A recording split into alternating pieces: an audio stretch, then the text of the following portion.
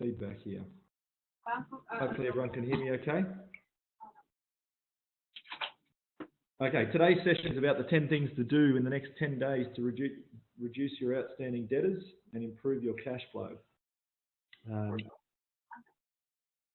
As I said, my name's Matt. I should introduce myself as a father of two and a husband of one before talking about who I am career-wise. I'm the former general manager of a mid-market accounting and payroll software company in Australia. I've extensive experience over the last 20 years working with small businesses around technology in particular, but also how they can improve their processes. I hold a degree in business management and a member of the Australian Institute of Company Directors. I've also co-authored a book on business improvement, a practical guide with over 700 tactics that help organisations operate more efficiently and improve their productivity. So that's my background and how I came at this. Let's just jump straight into it. Managing your payment terms is potentially for a lot of small businesses actually more important than growing their sales. Most small businesses generally will think that the path to success is by growing their sales, when in fact sometimes growing your sales can be the worst thing that can happen to a company. Because if you have poor debtor management, poor stock management, growing your sales can actually kill the business as you will run out of cash. I just want to start by sort of framing an explanation for you all.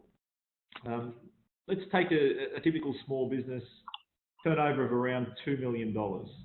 If you allow trading terms with your debtors, your customers, the average, according to Dun & Bradstreet for Australia, is around 54.8, let's call it 55 days that it takes to get an invoice paid in Australia.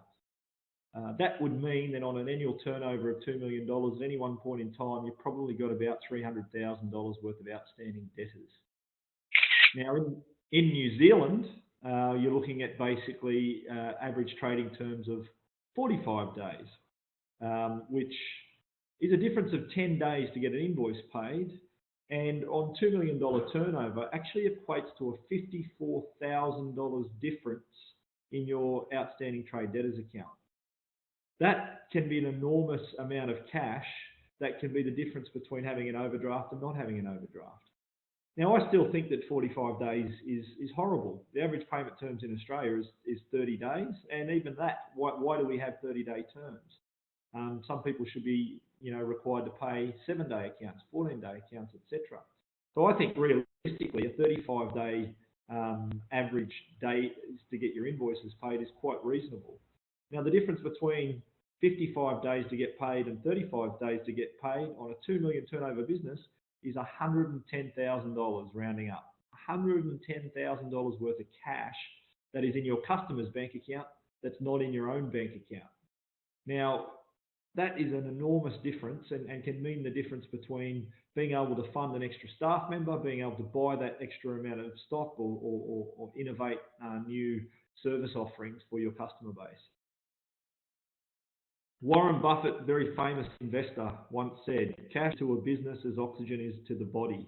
Never thought about when it is present, the only thing in mind when it is absent. And cash flow really is the lifeblood of small businesses. I grew up, my dad owned a trucking company, and he really managed his business based on his bank account. He could never understand when he got to the end of the year and he had to pay provisional tax, why he was paying tax and he didn't have any money in his bank account. The difference there was the difference between cash flow and your traditional P&L. And cash flow is really the lifeblood of small business. The funny thing about cash flow, debtors is at the crux of cash flow. Debtors and managing how long it takes you to get paid is really the core element to cash flow. Few people actually enjoy the process of collecting debtors. It's awkward. It's time consuming. It's not a priority for the average small business, funnily enough. They're worried about the consequences of, hey, I'm going to have an awkward conversation with a customer. I don't want to make that too awkward because maybe they might stop buying from me. So the whole debtor management process, unfortunately, is a little bit of, out of sight, out of mind. Yeah, well, I'll get to that, put it on the long finger, as the cliche goes. And it really isn't done well on average across Australia, as we see by the Dun & Bradstreet figures that it's taking us 55 days to get invoices paid when our average payment terms is closer to 30.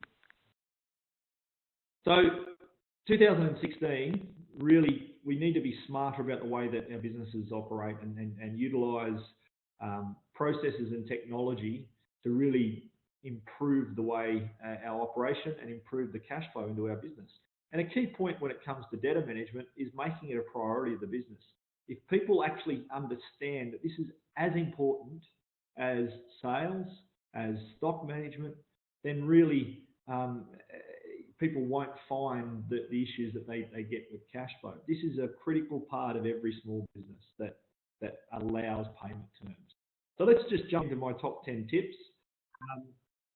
Number one tip, if you don't define your payment terms, don't define your trading terms. If you haven't got a contract that you send out to every new customer, and basically, by the way, someone's taking screenshots there. If you can mute yourself, that would be appreciated. Number one tip, define your trading terms.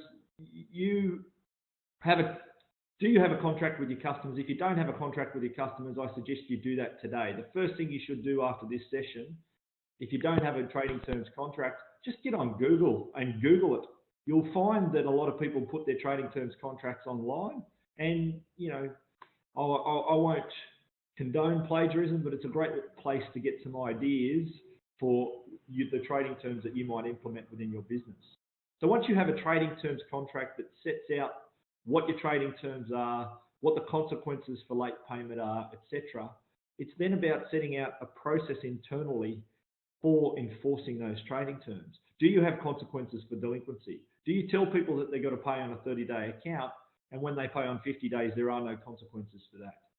Do you tell people that basically you will charge them a late payment fee but never actually enforce it? Do you enforce credit limits? Are people basically then restricted the next time they come to get terms with you as a result of the delinquency on previous invoices? Do you say that the maximum credit you will allow is $2,000 or a different amount to what you did last time? So it's really important that people have a defined payment terms. They go and they create a contract, and basically they issue that with every new customer. If you haven't issued it to your existing customer base, then it's just a matter of sending out an email and saying, hey, we've updated our trading terms. Please be aware that we're going to enforce these moving forward. Number two, there's an old saying in business, and the older I get, the more I believe this, is you can't manage what you don't measure. If you actually couldn't answer the question, what are your debtor days right now, then you're not measuring your debtor days, which in turn means that you can't really manage it. So I suggest if you want to work out how to calculate your trade debtor days, there's the formula on the screen. You go and take your total trade debtors, typically at the end of a period. So what we're in May at the moment. Have a look at your April 30 balance in your balance sheet for your outstanding accounts receivable or trade debtors, whatever the account's called in your accounting system. Take your 12 months previous sales to that date and basically divide it and then multiply out by 365 days. And you'll end up with effectively what is the definition of trade debtor days. If you want to make it easy, there's a calculator I found. You can just Google it or go to onlinecalculators.co.uk, and it has a very simple calculator. If you're lucky enough, a number of the accounting systems out there in the marketplace now supply dashboards with your trade debtor days as a KPI within the dashboard. So you should be measuring your trade debtor days. You should be having terms that people are clear on. Next step is set goals and involve all staff. Okay, basically what we want to do is not just have a number that's out there, but actually utilize that number. So once we've gone and calculated the trade debtor days, now we want to leverage that. Let's start setting some goals around it. I would suggest that you're starting, worst case scenario for your first goal is 1.5 times your average payment term. So if your average payment terms are 30 days, then I would suggest 45 days is your minimum base point target, or your maximum, base point target for your debtor days. If you're already doing better than that, then fantastic. Just a quick note, by the way, I should have mentioned it back here. If you do COD, cash/retail sales, as well as account sales, you really should separate out the cash sales from your account sales, because otherwise you're going to get a skewed view of what your trade debtor days are. So if there's a way when you do that calculation to actually have a look at what are my outstanding debtors divided by my total account sales for the 12 months times by 365. So rather than dividing by your total sales, exclude your cash sales, your retail sales, your COD sales, and then you'll get a more accurate picture of where your debtors are. So when I come back and I talk about 1.5 times, that's really for your account sales. Look, what you should always be doing is continually improving. Once you've hit a target, if your target started at 45, then it should be 40, 35. You keep going with your targets until you've got a trading arrangement with your customer base that is really effective for you and delivering the cash flow that you need in the business, and you're not being that line of credit for all of your customers. I just really emphasize this slide again. This is the difference that setting these targets and actually achieving them can make. If you're sitting at 55 days at the moment, your current turnover is $2 million, getting to 45 days will put $55,000 in your bank account. Getting to 35 days is going to put $110,000 in your bank account that you don't currently have. If you've got overdrafts, does that actually pay off your entire overdraft? Does it reduce the amount of interest? If you don't have an overdraft, does this create a buffer to do other things inside your business? Number 4, set appropriate payment terms by customer. The old way of doing things, and to be honest, it's because the accounting systems that we used to use in the past were limited in their capabilities. The old way of doing things was everyone gets the same trading terms.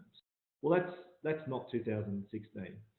If you have different customers in different market segments who are different sizes and mean different things to you as a business as far as the amount of sales that they're delivering, their historical ability to pay and pay on time, then you would set appropriate terms for those customers.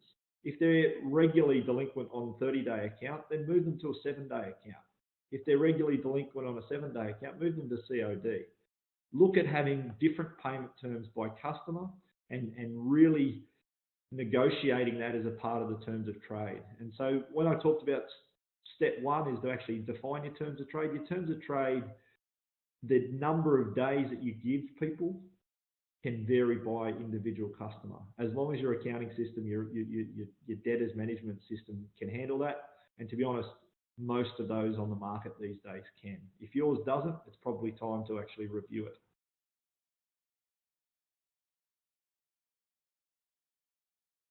The big thing about managing your debtors is not giving people an excuse. If you're not getting your invoices to your customers in a timely way, then that's an excuse for them not to pay on time.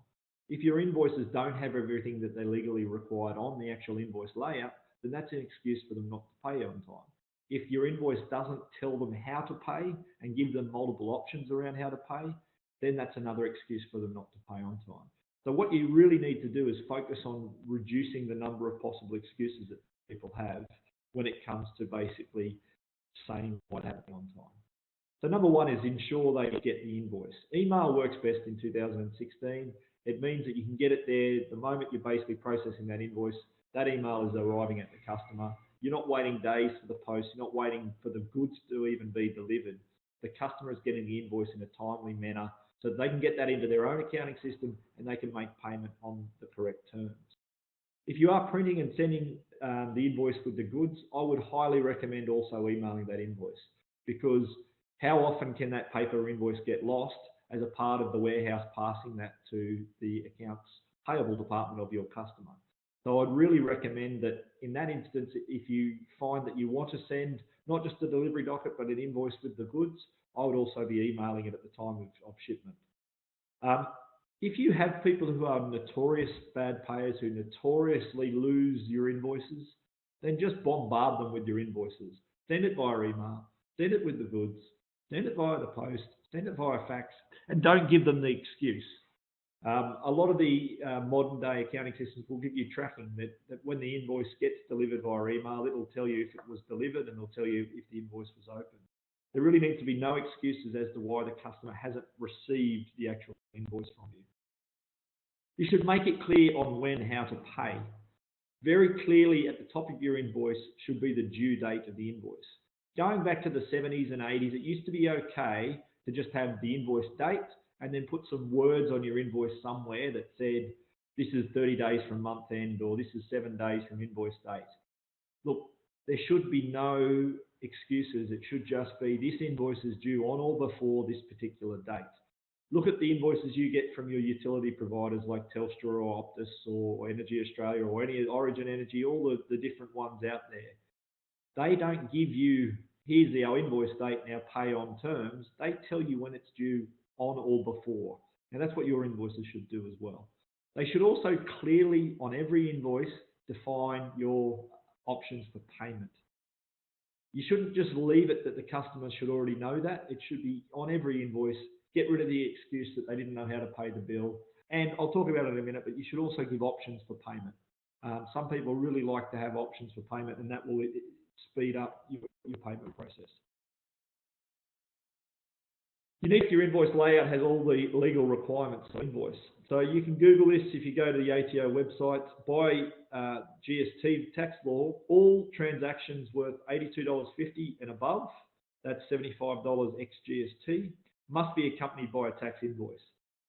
And if your customer asks you for a copy of that tax invoice, you must supply it within 28 days of the request at any point in time. On your actual tax invoice layout themselves, there must be a minimum of 7 pieces of information. It must have the words tax invoice somewhere on that document. In order to be a tax invoice, it must have the words tax invoice written on the document. It must have your company name. It must have your ABN. It must have the date that the invoice was issued. It must have a description of the items to which you were sold, including quantity and price. The GST amount payable must be shown separately, or basically exactly 1/11 of the total invoice, and the words total price includes GST. Best practice is to actually separate out the GST by line item, and have a total GST at the bottom of the invoice.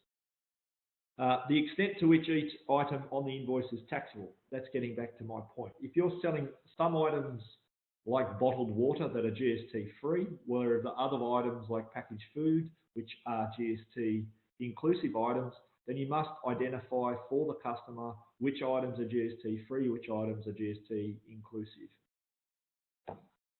There's one other requirement for anyone sending invoices that value $1,000 or more. If you are invoicing $1,000 or more, you must always have the buyer's identity, i.e. their company name or their ABN on that invoice. So that's actually quite interesting. If you go to a retail shop and you spend over $1,000 at that retail shop, it is incumbent upon the retailer to request your details so they can supply a tax invoice with the relevant details. Most people working in the B2B space would do this anyway, but make sure that your invoices clearly display those 8 items if you're going above $1,000. Number 6, I alluded to this a second ago, but make it easy to pay. Don't just offer, we only accept check. Don't just offer, we only accept direct debit, because different companies have different ways that they go about doing things. So offer multiple payment options. Direct deposit, if you can, offer credit card. Credit card gives your customers up to another 55 days, which they have to pay that invoice. It allows them to manage their cash flow. So give them the option. PayPal is a common one that's coming up these days. Very easy to basically implement PayPal options. What you need to do is leverage your bank or your technology provider. No matter who you're banking with in Australia, they will have options as far as merchant facilities and how you can pay. I'm just going to use an example. MYOB is the most widely used accounting software in Australia. MYOB has a function called Empowered Invoices, where you can put BPay and PostPay on the bottom of your invoices. And for a transactional fee, you're giving your customers options to pay. Now, by giving them options to pay, you will generally get paid quicker and more easily from those customers. MYOB, and to be honest, a lot of other providers these days are also providing mobile EFTPOS terminals. Basically, talk to your bank, talk to your technology provider about getting fairly low-cost merchant facilities these days as far as ongoing fees and transaction percentages. Tip number 7, you must remind people to pay. There are a number of businesses out there in the world who will not pay on invoice. They will only pay on statement. So if you currently don't send statements, then it's probably a good idea to send statements. But if you do send statements, please, please, please, please, please do not put aging bands on your statements.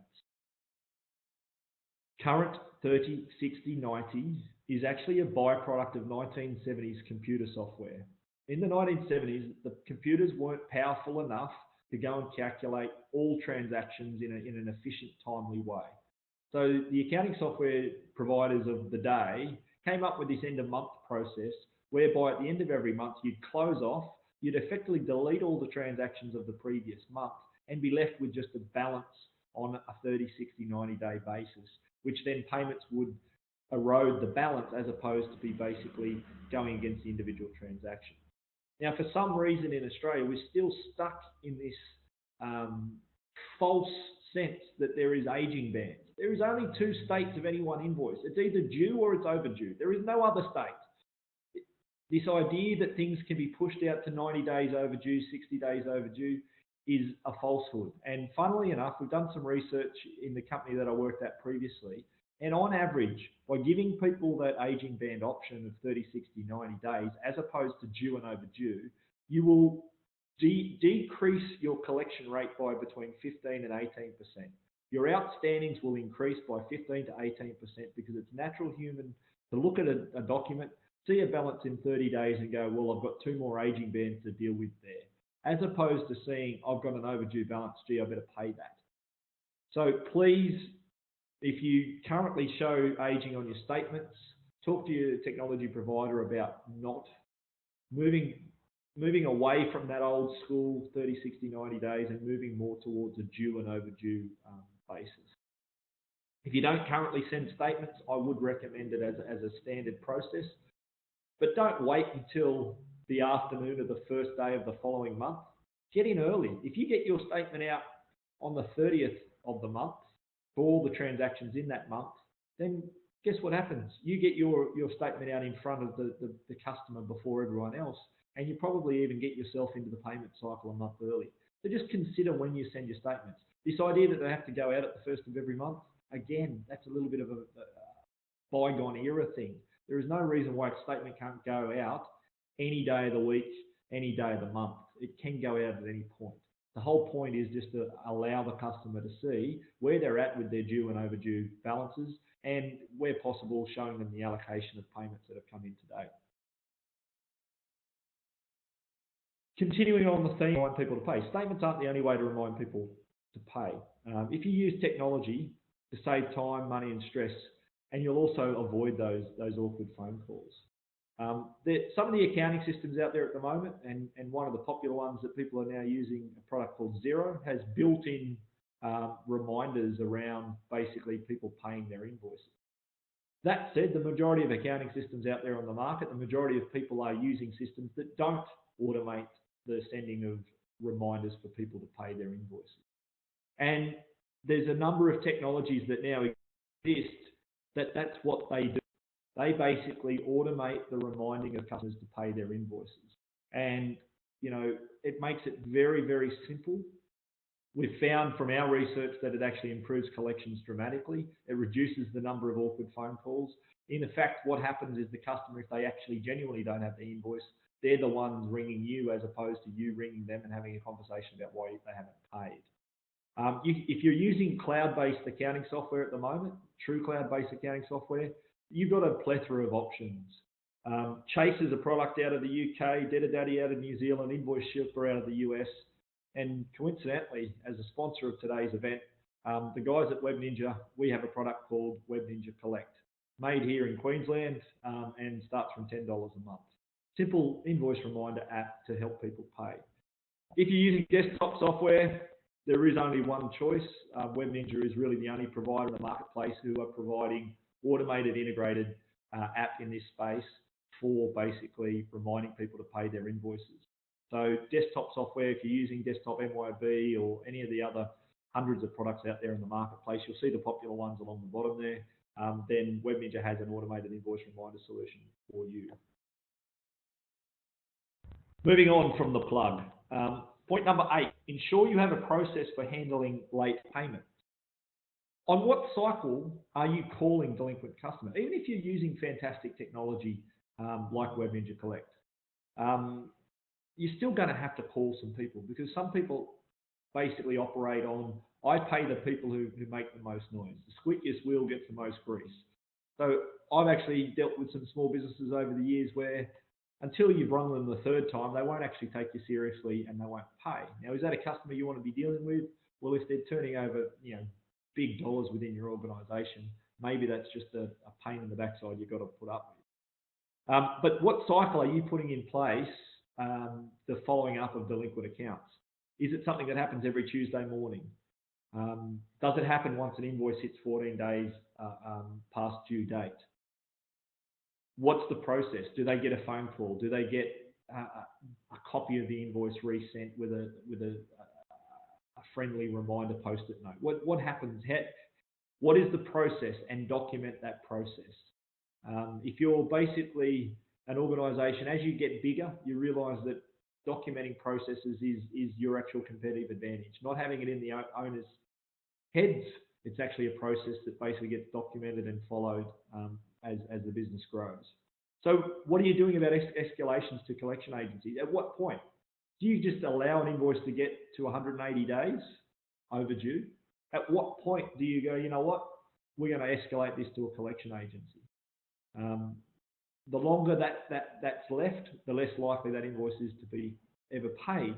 So set in place processes that says, okay, an invoice at 7 days overdue, this is what we're going to do. At 14 days, at 28 days, at what point do we say, look, that's so far overdue that's enough? I'm saying if you're going beyond 60 days overdue, that's pretty ridiculous. So, at that point, you may want to look at who are the collection agencies that you can partner with that may be able to help you get some of that money back. And I get back to the point, don't put everyone on the same payment terms. If someone's been delinquent, have a rule that says you get 3 strikes and then you get moved down the ladder as far as payment terms. If they're currently on 30 days from month end and they have 3 times not paid in their set payment terms, then they move to 7-day account or a 14-day account. Don't leave everyone on the same terms, and basically enforce that trading document that you created at step 1 of today's presentation. Number 9, have a transparent, accessible system for managing follow-ups. Too many small businesses that I've visited, the person who does the debt collection calls has an Excel spreadsheet or post-it notes, and they're the only ones who know where things are at as far as collecting payments from your customers. So I made a point, get everyone involved. Tip 3 for today was get everyone involved in reaching your targets. So if your sales reps are aware that one of their customers is delinquent on their account, then they really shouldn't be selling new products to them. The perfect time to collect payment is when the customer needs more of your products or services. So your salespeople need to be aware of that. So this is where things like the buzzword is CRM, customer relationship management systems, come into play. It can just be an Excel spreadsheet, but it needs to be available to everyone readily. It can be your accounting system. Most accounting systems allow you to make notes against the debtors and the transactions. But get everyone to buy into the fact that there's no orders being placed without checking where someone is at. Make people aware so that if Joe Bloggs rings up to ask for a particular discount on a particular product, you've actually seen there that he hasn't paid his invoice from last time. There's no way we're giving him a discount. We're not going to give people discounts if they're going to be delinquent on payment.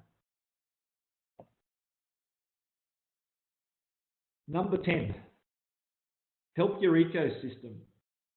Where we're at these days is we've got to think about more than just our own business. Our own business is part of a greater cycle. Often the most reason your customers won't pay you is because their customers aren't paying them. We're in this vicious cycle in Australia that people are delinquent on their terms, which forces the next person along to be delinquent on their terms because they're not getting the cash flow. So people are trying to manage their cash flow by paying their customers later. Well, the only way we're going to break that cycle in Australia is if everyone starts being part of the solution. If people actually buy into the process that if I'm a delinquent payer, then I have no right to expect that people pay me on time. I'm part of the problem. So be part of the solution. Now, my name's Matt, or Matthew. Matthew 7:12, for those of you who know the Bible. So everything, do to others what you would have them do to you. For those of you who aren't Bible people, it's just a part of paying it forward, part of the solution. Pay your customers on time and help your customers who you know aren't paying you to get their system sorted. Often it's because they're not enforcing their trading terms. Let them know about these 10 tips that you've heard today. Let them know about basically technologies such as Web Ninja Collect and these things for helping them improve their collection process. And what you will find is if they have a better cash flow, they're more likely to be paying you. So tip number 10, help your ecosystem, be part of the solution. Don't just be part of the actual problem. I'm going to put up early next week this PowerPoint presentation on our website, collect.ninja. We'll set up a tips and tricks page. We'll have this PowerPoint presentation, and you'll see the 10 tips that we've run through today. Now, I've run through that very, very quickly. Most of you will be pleased with that. We're not going to go the full hour. I probably do have time for some questions. If you want to click on the little question box up the top, I can try and address that. Otherwise, just in closing, who is Web Ninja? Web Ninja is a Queensland-based company based on the Gold Coast. We're a small business ourselves. We have about 20 staff. Our background is actually e-commerce. We specialise in connecting accounting systems to the cloud and getting your products online for selling. But our ultimate mission, because we've got that connection to most of the accounting systems, we're looking at ways that we can help businesses operate more effectively. And we want to use that connection to the accounting system to build out apps, such as the Collect product that I've promoted through today's session, to actually generate more money for less stress for Queensland and Australian businesses. So that's who we are. Webninja.com.au is our website if you want to know more. Otherwise, thank you very much for coming. I am available for questions if there are, or just note that address, collect.ninja, and we'll chuck up a tips and tricks page early next week. And yeah, everything's available there. Thank you for your time.